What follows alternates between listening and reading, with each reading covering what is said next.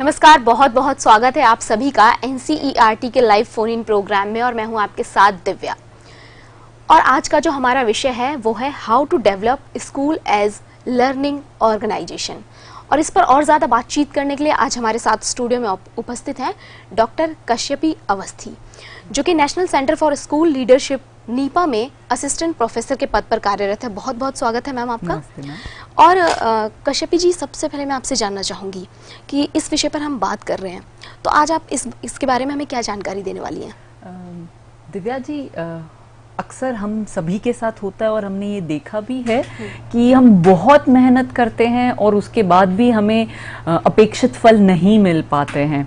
तो हमें लगता है कि भाई या तो मेहनत नहीं कर रहा है इंसान, या तो फिर कहीं कोई कमी है इस बात में। जो बॉब सलिवन और हग थॉम्सन हैं, उन्होंने इस बात के लिए इसे एक नेचुरल इफेक्ट कहा है और इसे प्लेटो इफेक्ट कहा है कि जब हम एक ही तरीके से कार्य करते रहते हैं और उसमें कहीं कोई नवाचार नहीं होता है, कहीं कोई बदलाव नहीं होता है, तो दैट सेमनेस एक्चुअली डल्स अस। तो हम इस चीज़ को प्लेटो इफेक्ट कहते हैं। इसको इस प्रकार से आप प्रेजेंटेशन में देखोगे तो डिफाइन भी किया गया है दैट वी स्टॉप ग्रोइंग और our minds and senses stop getting new learning actually, and the sameness actually sucks the life out of us। तो इसलिए we stop growing in that sense. तो इस संदर्भ में अगर हम प्लेटो इफेक्ट को और लर्निंग ऑर्गेनाइजेशन दोनों को जोड़ें तो ये बात समझ में आती है कि अगर कोई भी संस्था या व्यक्ति प्रगतिशील होना चाहता है, निरंतर आगे बढ़ते रहना चाहता है, तो उनको निरंतर कुछ नया नया करते रहना चाहिए और हम जो कर रहे हैं उसको एसेस करते रहना चाहिए, उस पर रिफ्लेक्ट करते रहना चाहिए, देखते रहना चाहिए कि कैसे हो रहा है, क्या हो रहा है। उसका बहुत सरल सा उदाहरण देते हुए बॉब सलिवन कहते हैं कि जैसे हम लोग एक्सरसाइज करते हैं, डाइट करते हैं वेट लॉस के लिए, और हमें लगता है यार हम तो खूब सारा कर रहे हैं पर कुछ नहीं हो रहा है, क्योंकि हम एक ही तरीके से एक ही रूटीन में उसी लय में करते रहते हैं, तो थ्रेशहोल्ड पॉइंट पे नहीं पहुंच पाते। और यही परिस्थिति हमारे गवर्नमेंट स्कूल्स की भी है। बहुत सारी जगह पर खूब टीका होती रहती है, गवर्नमेंट स्कूल में शिक्षक कुछ नहीं करते, गवर्नमेंट स्कूल में परिणाम अच्छे नहीं आते। तो क्या सचमुच में गवर्नमेंट स्कूल में कुछ नहीं होता है? अगर आप देखो तो प्रत्येक शिक्षक और प्रत्येक प्राचार्य खूब मेहनत कर रहे हैं और अपनी तरफ से in fact their life is like the clock, they are running round the clock in fact, and फिर भी हम जो अपेक्षित परिणाम चाहते हैं वो नहीं मिल पाते हैं। तो इसलिए आज हम जो चर्चा करने वाले हैं वो इसी मुद्दे पर है कि हम स्कूल्स को लर्निंग ऑर्गेनाइजेशन कैसे बनाएं, जिससे कि as a teacher, as a principal and as a member of the entire school community, how do I keep learning and keep growing, not just individually but as an organisation. तो इस हिसाब से अगर मैं जानना चाहूँ, इस अधिगम संस्था को हम स्कूल से कैसे मतलब कि कंपेयर कर सकते हैं, कैसे इससे संबंध जोड़ सकते हैं? कोई भी संस्था हो, not just schools for that matter, उसको निरंतर आगे बढ़ता रहना होगा अगर उसे इस कॉम्पिटिटिव वर्ल्ड में एक कॉम्पिटिटिव एडवांटेज लेना है, आगे बढ़ना है, क्योंकि बहुत सारे ऑर्गेनाइजेशंस हैं, मुझे उनमें अपने आप को बेहतर बनाना है, दिखाना है और कार्यरत होना है। So this is not just for schools to be learning organisation, but ज्यादातर जब लर्निंग शब्द आता है तो हम सोचते हैं कि वो सिर्फ स्कूल से संदर्भ में ही हो सकता है, और लर्निंग की जब बात करते हैं तो हम समझते हैं कि सिर्फ बच्चों के लिए ही लर्निंग हो सकती है। But learning is also for teachers, learning is also for students, learning is for the entire institution as well. तो प्रत्येक जो स्टेक होल्डर है स्कूल का, पेरेंट है, कम्युनिटी है, स्कूल मैनेजमेंट कमिटीज हैं, प्रत्येक स्टेक होल्डर के लिए लर्निंग हो सकता है। और जब सभी के लिए लर्निंग हो और वो सभी संस्था के लिए कंट्रीब्यूट करें, तब वो संस्था जो है वो अधिगम के एक लर्निंग ऑर्गेनाइजेशन में, अधिगम संस्था के रूप में अपने आप को बना पाएगा। सो तभी वो लर्निंग ऑर्गेनाइजेशन बन सकता है। और यहाँ पर कश्यपी जी, अगर मैं कहूँ कि अगर हम किसी से भी बातचीत करते हैं और बात करते हैं हम लर्निंग ऑर्गेनाइजेशन की, कि कहाँ जाना चाहिए लर्निंग ऑर्गेनाइजेशन के लिए, जैसे कि स्कूल में हमें सीखने को मिलता है, कॉलेजेस में हमें सीखने को मिलता है, तो फिर हम लर्निंग ऑर्गेनाइजेशन स्कूल को सीखने की क्या आवश्यकता है, इस पर मैं आपसे जानना चाहूँगी। ये सवाल जब भी हम लोग अक्सर ट्रेनिंग करते हैं तो ये सभी प्राचार्यों के मन में भी होता है। तो अक्सर यही बात होती है कि भाई लर्निंग तो होती है, बच्चे सीख रहे हैं, अचीवमेंट बन रहा है, ये हो रहा है, वो हो रहा है, but learning is for example, am I the same what I was 2 years back? If I have changed and improved and transformed myself from what I was 2 years back, I am learning and I am growing. Same is true for institutions. तो जैसे individuals के लिए ये बात सत्य है, उतनी ही संस्थाओं के लिए भी है कि मैं एक प्रकार से ही कार्य कर रहा था या हमारी संस्था आगे बढ़ रही थी. For example, if you ask a school principal, how's your school? They'll say it's running well. तो running मतलब बेल समय से रिंग हो रहा है, शिक्षक समय से क्लास लेने जाते हैं, बच्चे आ रहे हैं, अटेंडेंस अच्छे से हो रही है, एग्जाम समय से हो रही है, बट इन सब में एक लाइफ दिखती नहीं है. It's lost in this mechanisation of the schedules that the school is continuously following. तो जो मैं 5 साल पहले कर रहा था वैसे ही चीजें चल रही हैं. वो चीजें मेरे स्कूल को मदद रूप हैं या नहीं है, उससे बच्चे सीख रहे हैं या नहीं सीख रहे हैं, क्या वो मेरे शिक्षकों को हेल्प कर रही है या नहीं कर रही है. अगर आज जो परिस्थिति में हमारा स्कूल है, आज जिस प्रकार से सीखने सिखाने की प्रक्रिया चल रही है, उसमें कुछ बदलाव की जरूरत है, नहीं है, या बदलाव आया भी है या नहीं, ये चीजें हम असेस नहीं करते. So when I talk of schools as learning organisations, it is about assessing how far the school has travelled from what it was, है ना. और जब इस प्रकार से हम ओवरऑल इंस्टीट्यूशनल असेसमेंट करें, तब हमें पता चल सकता है कि भाई हम कहाँ थे, हमें कहाँ जाना है और हम कहाँ तक पहुंचे हैं. क्योंकि जब भी आप सीखने सिखाने की बात करते हो तो वो केवल बच्चों के संदर्भ में नहीं हो सकता, और वो बच्चों के संदर्भ में भी तभी होगा जब overall institutional systems, processes, practices, उन सभी का हम अभ्यास करेंगे और उन सभी को देखेंगे, तभी हम उसका प्रोडक्ट देख पाएंगे. हम केवल प्रोडक्ट पे फोकस करें कि अचीवमेंट इंप्रूव नहीं हुआ, लर्निंग आउटकम्स नहीं बढ़े, लर्निंग आउटकम्स बढ़ने चाहिए, ये असेसमेंट ऐसा होना चाहिए, ये वैसा होना, तो कुछ भी नहीं होगा, क्योंकि आप संस्था को तो देख ही नहीं रहे हो, संस्था के प्रोसेसेस को नहीं देख रहे हो, उस पर ध्यान नहीं दे रहे हो, तो फिर अचीवमेंट या प्रोडक्ट कैसे मिलेगा आपको. तो ये जो चीज है, that is about developing schools as learning organisation.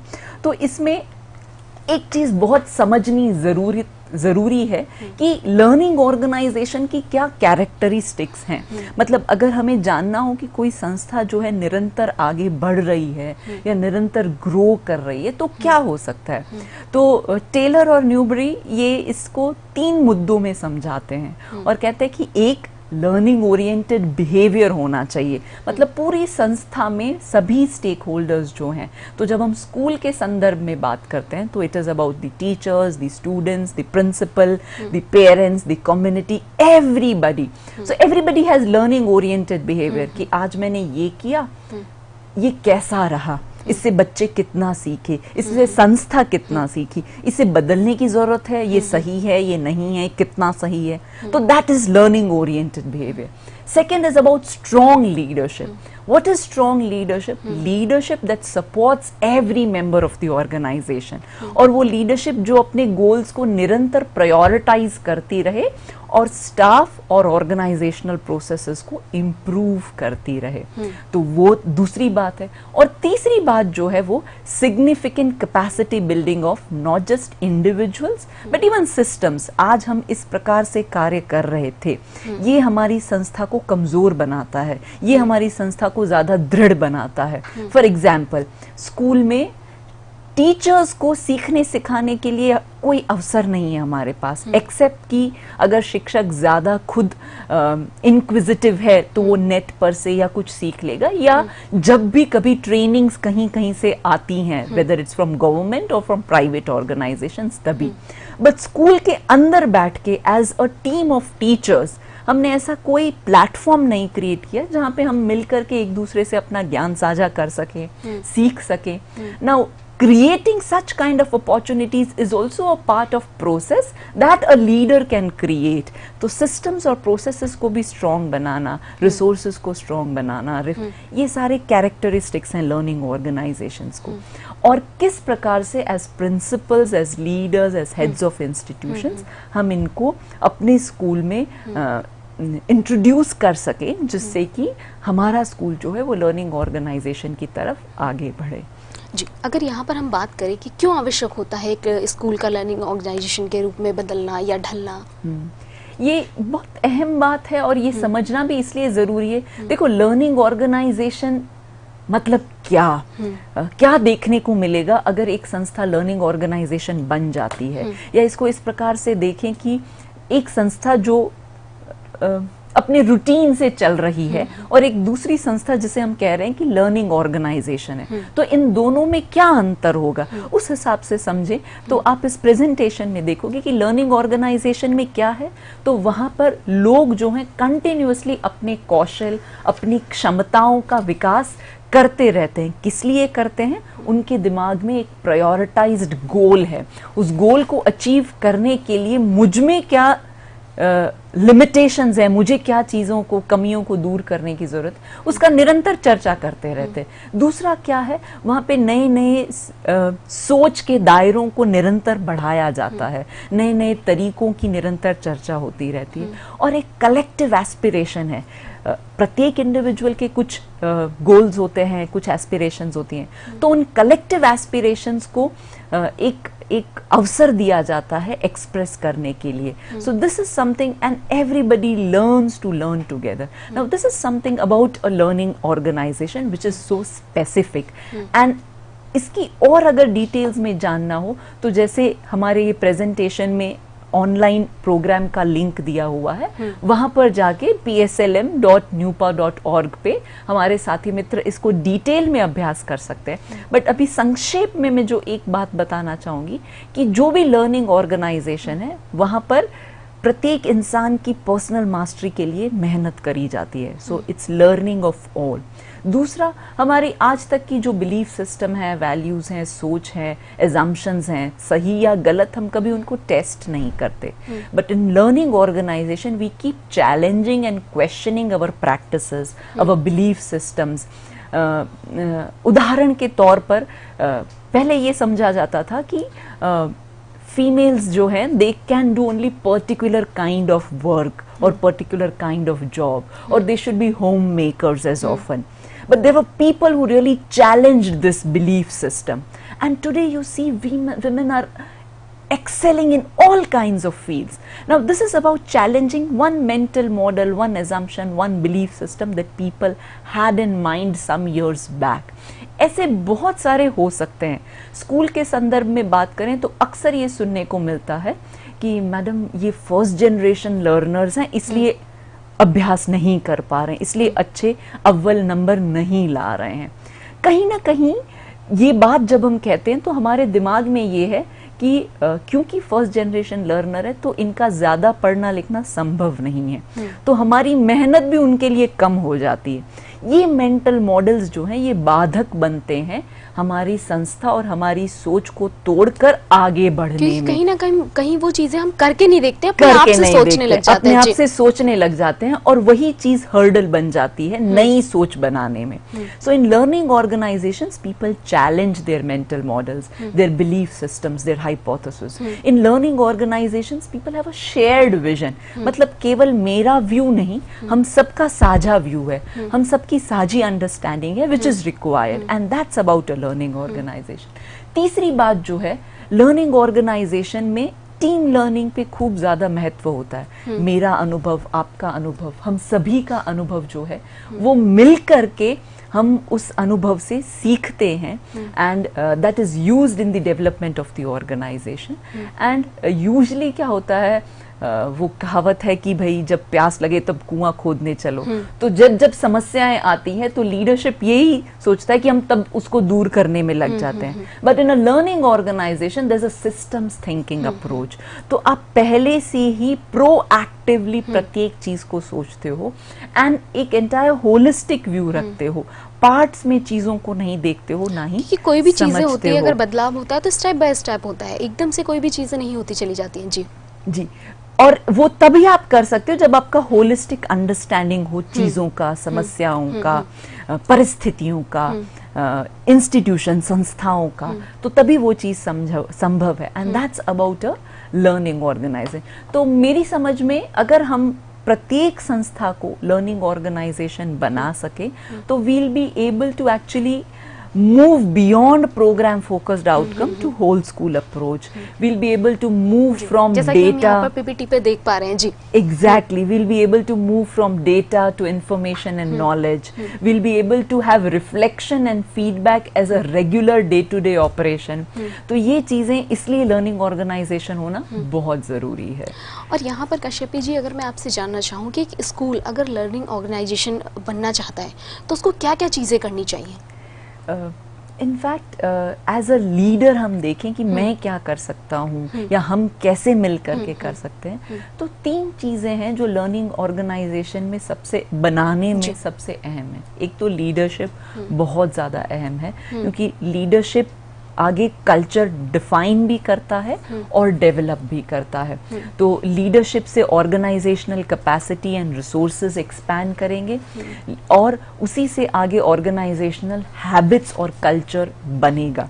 तो अगर एक लर्निंग कल्चर हम बना पाए हैं तो आप लर्निंग ऑर्गेनाइजेशन बना पाओगे। जैसे इस फिगर में हम देख रहे हैं कि किस प्रकार से ये तीनों चीजें एक दूसरे से जुड़ी हुई है। So having a good supportive leadership, having organizational capacity and resources which are sustainable and which are continuously evolving, and having organizational habits and culture. Now what is about organizational habit? तो एक छोटा सा कि punctuality भी एक organizational habit हो सकता है कि हम सब समय पर अपनी संस्था में पहुंचते हैं।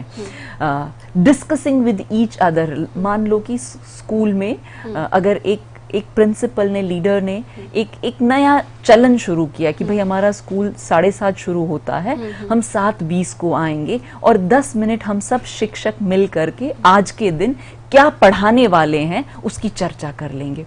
तो उससे जस्ट ये होता है कि ये एक हैबिट बन गया और धीरे धीरे यही हैबिट हमारा स्वभाव बन जाएगा, संस्था का स्वभाव बन जाएगा। और ऐसी छोटी छोटी शेयरिंग से हम एक दूसरे से सीख भी पाएंगे। हो सकता है कि मैं जिस प्रकार से पढ़ा रही हूँ आप उससे बेहतर करते हो, या आपके पास कोई नया आइडिया हो तो आप मुझसे शेयर कर सकते हो, and we keep learning like this. तो ये भी एक छोटा सा ऑर्गेनाइजेशनल हैबिट है। Now in all such small habits form a culture. तो वो कल्चर जो है वो लर्निंग कल्चर बनेगा, and that will develop institutions into learning organisation. तो इसमें अगर रोल ऑफ लीडरशिप हम ये देखें, जैसे आप इस प्रेजेंटेशन में देख पा रहे हो कि वो लीडरशिप जो लर्निंग गोल्स को प्रायोरिटाइज करे, इंडिविजुअल के लिए भी और ऑर्गेनाइजेशन के लिए भी, कि मेरे संस्था को कैसे डेवलप करने की जरूरत है। और हम बाहर से कहीं हमें सपोर्ट मिलेगा वो देखने के बजाय हम भीतर से क्या जनरेट कर सकते हैं। So how do I develop my staff, which is not just the teaching staff, even the non-teaching staff. एक बहुत फेमस स्टोरी तो नहीं मैं कहूँगी, रियल इंसिडेंट है, नासा का काफ़ी पढ़ा है और चर्चित है, हमारे साथियों ने भी सुना ही होगा कि नासा में जब कैनेडी, जॉन एफ कैनेडी दी देन प्रेसिडेंट जाते हैं एक बार विजिट के लिए, तो वहाँ पे जो केयर टेकर होते हैं वो उनसे मिलते हैं और उनसे पूछते हैं कि आप क्या करते हो। तो वो ये बताने की बजाय कि मैं केयर टेकर हूँ, वो ये कहते हैं कि मैं स्पेस में हम जो सैटेलाइट्स लॉन्च करते हैं उसमें मदद रूप, उसमें कंट्रीब्यूट करता हूँ। So later president Kennedy comes to know कि वो एक केयर टेकर हैं, वो एक जेनाइटर हैं, वो वहाँ पर क्लीनिंग की सेवाएं करते हैं, बट उनका जो विजन है वो क्लियर है कि वो छोटी से छोटी सेवा भी किस लिए कर रहे हैं, so that the entire institute which is working towards different aspects and leading the country, मैं उसमें अपना छोटा सा कंट्रीब्यूशन दे रहा हूँ। तो ये जो बात है, आप किस प्रकार से as a leader of the institution सभी की समझ में ये गोल क्लैरिटी ला पाओ, that's the role of a leader. तो discussing about the professional development of all the aspects, review करना अपनी जर्नी को, हम कहाँ पहुँचे, कहाँ थे, कहाँ जाना है, छोटी छोटी चीज़ों को, लर्निंग को रिवॉर्ड करना, इनोवेशंस को रिवॉर्ड करना, नई नई चीज़ों को अपॉर्चुनिटी देना कि किस प्रकार से इसको आगे बढ़ाया जाए, किस प्रकार से लोगों को कुछ नवाचार करने का अवसर मिले। ये सब चीज़ें जो हैं ये रोल ऑफ स्कूल लीडर हैं, और ये करने से हम अपनी संस्था को लर्निंग ऑर्गेनाइजेशन बना सकते हैं। तो ये सब उसी का भाग रूप है। इसमें अगर देखें तो एक संस्था के आचार्य के रूप में मैं किस प्रकार से अपनी संस्था को समझता हूँ, तो कई बार जब स्कूल विजिट करने जाते हैं तो ये बात भी समझना बहुत अहम होती है। एक बार एक प्रिंसिपल से हम बात कर रहे थे कि आपने नया क्या किया अपने स्कूल में, आपकी लीडरशिप की समझ से आप क्या कर रहे हो, और उन्होंने एक छोटी सी बात बताई पर मेरे लिए वो बहुत अहम बात है। उन्होंने कहा कि आज तक मैं ये सोचता था कि एज अ प्रिंसिपल मैं लीडर हूँ तो मेरा एक रुतबा होना चाहिए, तभी लोग मुझे सुनेंगे, और इसलिए मैं हमेशा अपने कमरे तक अपने आप को सीमित रखता था और सारे ऑर्डर्स और काम जो है कमरे से यूजुअली दिया करता था। तो जब मेरी लीडरशिप की समझ बढ़ी, जब मैं स्कूल्स को लर्निंग ऑर्गेनाइजेशन के तौर पे देखने लगा, समझने लगा, तो सबसे पहले मैंने ये करना छोड़ा। तो मैं स्टाफ रूम में जाकर शिक्षकों के साथ बैठता हूँ, उनके साथ चाय पीता हूँ, उनके साथ लंच करता हूँ, बच्चों से रिसेस में बात करता हूँ, आते जाते इनफॉर्मल इंटरैक्शन करता हूँ, जिससे कि मुझे बहुत सारी ऐसी बातें जो एक हौदे पे बैठे हुए इंसान को शायद नहीं मिल सकती, वो मुझे उनके साथ इनफॉर्मल रिलेशनशिप्स बना करके एक क्लोजनेस, एक टीम, ये सब कुछ मुझे मिला। तो ये जो छोटी छोटी बातें हैं, that is about reflecting, that is about assessing behaviours, that is about learning, that's about growing. So individual also grows and that also contributes to the institutional growth. तो ये चीज़ें लर्निंग ऑर्गेनाइजेशन बनाने में यहाँ पर कश्यपी जी, अगर मैं आपसे जानना चाहूँ, एक नॉर्मल स्कूल जो चलता है और एक लर्निंग ऑर्गेनाइजेशन स्कूल, उन दोनों में अगर अंतर पाया जाए तो किस किस प्रकार के अंतर देखने को हमें मिलते हैं? तो अंतर, जैसे मैं बात कर रही थी कि अंतर यही होगा कि एक लर्निंग ऑर्गेनाइजेशन जो होगा वो निरंतर there is sharing amongst the staff, sharing with regard to classroom processes, sharing with regard to school events. उनके एनुअल प्लान में केवल जो सर्कुलर्स या केवल जो गवर्नमेंट ऑर्डर्स आए हैं वो नहीं रहेंगे, बट हम स्कूल अपने आप को कैसे समझते हैं, मतलब it will not be macro management, it will be little micro management that they would be doing and placing their own development also as a part of their annual plan. So जहाँ पर वो लोग ये भी उसको देखेंगे कि भाई सभी का विकास कैसे हो रहा है, हम उस चीज़ को कैसे इसमें रखें, हम क्या नया सीख रहे हैं। हो सकता है महीने में वो एक छोटा सा स्कूल बेस्ड सेमिनार रख लें जिसमें एक दूसरे के साथ कोई नई लर्निंग, कोई नई किताब जो हमने पढ़ी हो उसका शेयरिंग भी हो। तो ऐसी जो छोटी छोटी बातें हम सबका इंडिविजुअल डेवलपमेंट भी करेंगी, at the same time institutional development भी करेंगी।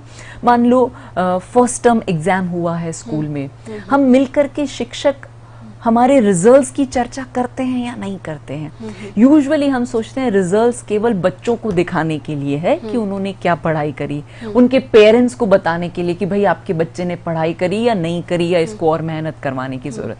But results are also for teachers to know that what kind of errors children are making. Results are also for the school to know that where we need to give more emphasis on learning, कहाँ पर हमको ज्यादा मेहनत करने की जरूरत है। तो इस प्रकार से जब चर्चा स्कूल में होगी तो इस प्रकार की समझ बनेगी, अदरवाइज रूटीनाइज्ड टास्क्स होंगे। तो लर्निंग ऑर्गेनाइजेशन में ये सब चीजें देखने को मिलनी चाहिए। नॉर्मल स्कूल में तो जैसे रूटीन है वैसे होगा। I think that's the key difference. यहाँ पर अगर एक स्कूल लीडर को सबको साथ लेके चलना चाहिए तो ऐसे में वो क्या क्या कर सकता है? when it comes to taking everybody along as a leader, it's very important कि मैं पहले सबको समझूं. तो मेरा प्रत्येक स्टाफ मेंबर है, मुझे उसकी पहचान होनी चाहिए. एंड व्हेन आई से पहचान, it's not just about the name, it's also about कि भाई इनकी क्या स्पेसिफिक स्किल्स हैं, इनकी क्या स्पेसिफिक क्वालिटीज हैं जिनको हम संस्था के विकास के लिए उपयोग में ले सकते हैं. So as a leader I should be knowing each of it, और उनकी कमी भी मुझे पता होनी चाहिए. तो और जब जब मैं किसी भी संस्था के कार्य का विभाजन करूं, तो वो मैं उस प्रकार से करूं कि जहां पे इनकी कमी दूर भी होती हो और इनकी जो स्ट्रेंथ्स हैं उनका पूर्णतया उपयोग भी होता हो. तो personal mastery of every member of the organisation, तो ये जब होता है तो I think that helps the organisation grow and also the individuals grow. Kashyapi ji, हम कोई भी काम जैसे करते हैं अपनी लाइफ में, तो स्टेप बाय स्टेप चलते हैं. तो एक लर्निंग ऑर्गेनाइजेशन का जो फर्स्ट स्टेप होता है, मैं वो जानना चाहूँगी, वो क्या होता है? लर्निंग ऑर्गेनाइजेशन का फर्स्ट स्टेप तो मैं ये समझती हूँ कि सबसे जिस पर ध्यान देना बेहद ही आवश्यक हो जाता है. हाँ, सबसे पहले तो एक शेयर्ड विजन होना. विजन नहीं होगा, दिशा नहीं होगी. अगर दिशाहीन है, लीडरशिप दिशाहीन है, संस्था दिशाहीन है, तो वो संस्था कभी भी लर्निंग ऑर्गेनाइजेशन तो बन ही नहीं सकती. तो बहुत अहम है मेरे लिए एक संस्था प्रधान होने के नाते that I bring together all my staff members, all the stakeholders rather, which includes not just the teachers or the SMC but also the students. तो पेरेंट्स भी उसका हिस्सा है, बच्चे भी उसका हिस्सा है, शिक्षक भी उसका हिस्सा है, SMC या मैनेजमेंट भी उसका हिस्सा है. इन सभी को एकत्रित करके उन सभी से एक बात करना. जैसे मान लो मुझे संस्था के लिए एक विजन बनाना है, तो अक्सर हम ये समझते हैं कि जो टॉप बॉस है, जो टॉप लीडर है, जो CEO है, उसी को विजन बनाने का हक है.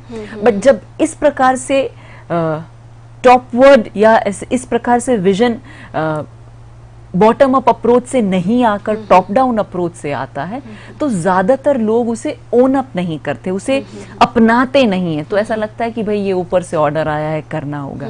But when it comes to a shared vision, तो उसमें क्या होता है, फॉर एग्जाम्पल मैं बच्चों से एक छोटी सी गतिविधि करवा सकती हूँ as a leader of the institution कि भाई आपको कैसे स्कूल में आना पसंद है, what is the school of your dream. And you will not believe children will come up with wonderful ideas कि स्कूल में ऐसा होना चाहिए, स्कूल में ऐसा होना चाहिए, स्कूल मुझे ऐसा पसंद है, शिक्षक मुझे ऐसे पसंद है, टीचर स्टूडेंट रिलेशनशिप ऐसा होना चाहिए.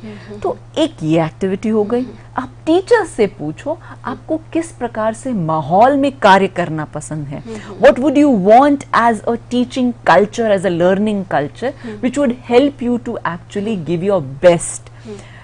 टीचर्स से भी बहुत अच्छी एक समझ आएगी कि वो किस प्रकार की लीडरशिप चाहते हैं.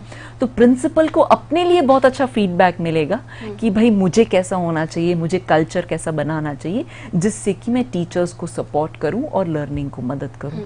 मैनेजमेंट से पूछिए, SMC से पूछिए, पेरेंट्स से पूछिए आप किस प्रकार के स्कूल में अपने बच्चे को भेजना चाहते हो. I am sure we'll be able to take note of lot of aspirations of parents. उनकी बहुत सारी इच्छाएं हैं, उन सबको हम ले सकते हैं.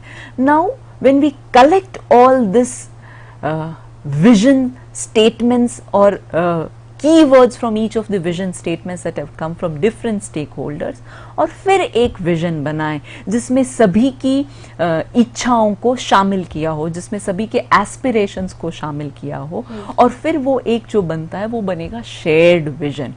अब जब मैंने आपकी इच्छा को भी शामिल किया है तो ये होगा कि आपकी अकाउंटेबिलिटी नेचुरल बन जाएगी. Then I can go back and tell the student that if you want this kind of a school, what will be your responsibility. Then I can go back and tell the parent, if you want your children to come to this kind of a school, how will you support the school. Then I could go back and tell the SMC कि अगर हम अपने school को इस प्रकार से, इस प्रकार का आइडियल बनाना चाहते हैं, तो आप संस्था को किस प्रकार से सपोर्ट करोगे, अपना योगदान दोगे. Now I personally feel shared vision is one of the beginning step and the very important step. So for leadership also, establishing a clear vision, establishing a clear goal takes the path along. So it's like दिशाहीनता तो कहीं भी नहीं लेकर जाएगी। तो सबसे पहले अपनी दिशा तय होना, अपना विजन तय होना बहुत ज़रूरी है। And I think that is the key most thing in developing a learning organization. And we need to keep visiting and revisiting where we have reached, how far we are from our vision. Are we on the track? Do we need to take a look back and redesign our path? ये सब चीज़ें तब होगी जब हमारे vision में clarity होगी, जब हमारे विजन को सभी ने एक्सेप्ट किया होगा, ओन किया होगा और सभी उसकी तरफ कार्यरत होंगे। एक स्कूल अगर लर्निंग ऑर्गेनाइजेशन बनता है तो कई चैलेंजेस ऐसे उन्हें फेस करने पड़ते हैं जिनको मतलब कि सही करने में थोड़ा टाइम लग जाता है, प्रोसेस से गुजरना पड़ता है। तो उस सिचुएशन में क्या करना चाहिए एक स्कूल लीडर को? इनफैक्ट कहीं नहीं, बहुत सारे every day you will have challenges every day. The greatest challenge in with schools or with organizations where we have lot of people involvement and जब हम schools की बात करते हैं, बाकी organizations with there's naturally going to be people involvement, but with schools this is more a challenge, or with educational institutions this is more a challenge क्योंकि हम इसमें इंस्टीट्यूशनल चेंज के साथ साथ इंडिविजुअल ट्रांसफॉर्मेशन भी चाहते हैं। तो इसलिए इट्स वेरी इम्पॉर्टेंट कि जब आप परिस्थितियों को और इंडिविजुअल्स को बदलना चाहते हो तो इट इज़ नॉट अबाउट, मतलब ये बैंकिंग सिस्टम नहीं है कि जहाँ पे आपने चेक दिया और कैश मिल गया। ये एटीट्यूडनल चेंज की बात है। जी कश्यप जी, ये सारे बदलाव हमें लाने पड़ेंगे और देखने पड़ेंगे। और आज आप हमारे स्टूडियो में हमारे दर्शकों को मार्गदर्शन किया, उसके लिए बहुत बहुत धन्यवाद। शुक्रिया। और अगर और भी बहुत कुछ जानना चाहते हैं तो आप हमारे टोल फ्री नंबर पर कॉल कर सकते हैं। लेकिन आज के इस कार्यक्रम में इतना ही, मुझे दीजिए इजाजत। और भी विषय से जुड़े रहने के लिए आप देखते रहिए किशोर मंच।